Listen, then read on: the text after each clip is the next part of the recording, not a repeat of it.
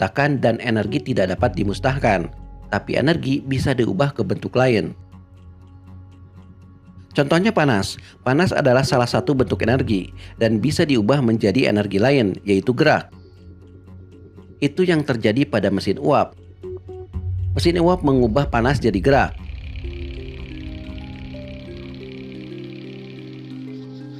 Tapi pada waktu itu ada seorang ilmuwan yang berpikir agak lain, yaitu Ludwig Boltzmann.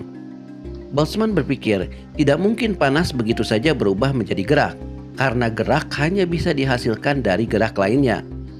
Simpelnya seperti bola biliar. Bola biliar yang diam hanya bisa bergerak kalau dia ditumbuk oleh bola biliar yang lain.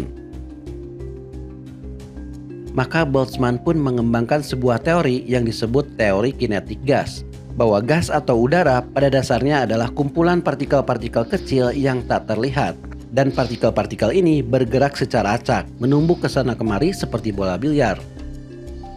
Nah, kecepatan partikel-partikel ini saling bertumbukan, itulah yang kita rasakan sebagai panas. Semakin kencang partikel-partikelnya bertumbukan, semakin panas yang kita rasakan. Dan karena dia menumbuk lingkungan sekitarnya, maka semakin kencang partikelnya, semakin tinggi tekanannya. Dan ini pun bisa menjawab fenomena dalam mesin uap, atau yang paling gampang dalam mesin kendaraan. Mengapa bensin bisa menggerakkan roda? Karena bensin dibakar di dalam silinder yang menyebabkan udara di dalamnya sangat panas. Dalam kondisi panas itulah partikel-partikel bergerak sangat kencang dan menumbuk dinding silinder dan piston, sehingga piston pun terdorong dan pada akhirnya menggerakkan roda. Jadi sama seperti Dalton, Boltzmann pun berpikir bahwa pasti segala sesuatu tersusun dari atom-atom. Boltzmann understood that all objects, these walls, you, me, the air in this room, are made up of much tinier constituents. Basically, everything we see is an assembly of trillions and trillions of atoms and molecules. Sayangnya, Boltzmann mendapat pertentangan dari fisikawan lainnya, termasuk rekan-rekannya sendiri. Ya karena atom itu tidak bisa dilihat, bagaimana membuktikan sesuatu yang tak terlihat? They argued that no, atoms don't exist. They're names, labels, convenient fictions, calculating devices. Brownian motion adalah gerak acak benda kecil di dalam air. Fenomena ini ditemukan pertama kali oleh Robert Brown di tahun 1827. Robert Brown bukan orang fisika, dia ahli tanaman. Ketika dia menaburkan serbuk sari di atas air dan memperhatikannya menggunakan mikroskop, dia melihat sesuatu yang aneh. Butiran serbuk sari itu bergerak-gerak seolah-olah mereka hidup. Awalnya dia mengira serbuk sari itu memang hidup, tapi setelah diperhatikan, makhluk hidup tidak bergerak seperti itu. Pasti ada sebab lain yang menyebabkannya bergerak. Nah, fenomena aneh ini tidak bisa terjawab selama 80 tahun sampai Einstein membuat makalah ini. Menurut Einstein dalam makalahnya, Brownian motion tidak mungkin terjadi kecuali air itu sendiri adalah partikel-partikel yang lebih kecil dari butiran serbuk sari. Analoginya seperti dalam model berikut. Kapas putih ini bergerak karena dia dikepung oleh bola-bola kecil yang bergetar dan jumlahnya sangat banyak. Atau yang lebih jelas bisa kalian lihat dalam animasi berikut. Nah, kalau bola-bola kecilnya disembunyikan, maka kalian akan melihat seolah-olah bola putihnya bergerak sendiri. Itulah yang terjadi pada serbuk sari.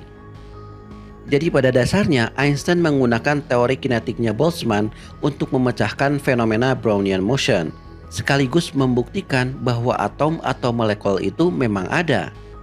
In one staggering insight, Einstein saw that Brownian motion was all about atoms. In fact, he realized that the jiggling of pollen grains in water could settle the raging debate about the reality of atoms forever. Tapi kalian perlu tahu guys, bahwa argumen Einstein ini tidak sekedar asumsi. Dia membuktikannya secara matematis. Bahkan dengan rumusannya, dia bisa menghitung berapa ukuran atom sekaligus berat atomnya. Bagaimana caranya? Disinilah cerdiknya Einstein. Dia menggunakan rumus yang sebetulnya sudah dikenal ilmuwan-ilmuwan sebelumnya, yaitu tentang dinamika fluida. So Einstein was able to take equations from the world of things that we can't see and apply them to things that we can see.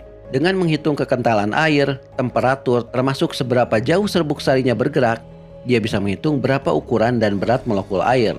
Ini sama seperti kalian menghitung berat pinguin dengan menghitung seberapa jauh bongkahan esnya bergerak ketika pinguin itu meluncur. Walaupun argumennya Einstein pada saat itu sebatas teori, tapi pada tahun 1908, teori Einstein ini terbukti lewat eksperimen oleh Jean Perrin, yang membuat Jean Perrin mendapatkan hadiah Nobel. Dan konsep atom pun akhirnya diterima. Ya itulah sedikit cerita tentang atom guys. Tentu ceritanya akan lebih panjang kalau kita masuk ke struktur atomnya, di mana di dalamnya ada elektron, proton, dan neutron. Tapi setidaknya dari konten ini kalian tahu dari mana konsep atom itu muncul dan bagaimana konsep atom itu akhirnya diterima. Pelajarannya adalah tidak selamanya sebuah akibat ditimbulkan oleh sebab yang terlihat, tapi akibat bisa ditimbulkan oleh sebab yang tak terlihat.